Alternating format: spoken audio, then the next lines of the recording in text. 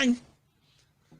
Dr. Richard Annan onye member of the National Executive Council and National Council. That is number one. Because ehona nyansafo na sia ehona Dr. Richard Annan onim sa nyansa na odeba National Council meeting. Ontias yesa. Sa meeting no enam se mi wo nyansa ntina mikobie. Wo Dr. Richard Annan. Sa meeting na nyansafo kwahia ye no wonka ho bi. Enti wo mmabi. Richard Annan bibia ni wa apart from sa obeye minister wo bo okro no nyansi ka teme. Wonko school nteme.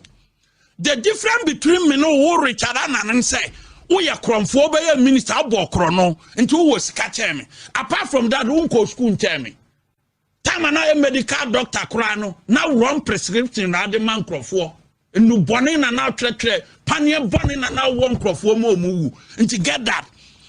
The fact is how benya minister bokro no nya sika tem me ma bronye no wonko school tem eti bibia ana me no gina ho so a utimu say difference ne ye clear difference e wo ansa obeye minister bokro no nya sika e cheme eno dia me no mpre kro no ho because enya de papa wo de obia nim say obeye minister na won sa how nti eno no dia me no mepre wo kro no ho me no mpre ho na mom eba se wa na asia se wa ba party ni mu ache no media ne sama me no ntia na enya debate yemfa evidence mra se Richard Annan you joined the party in 1992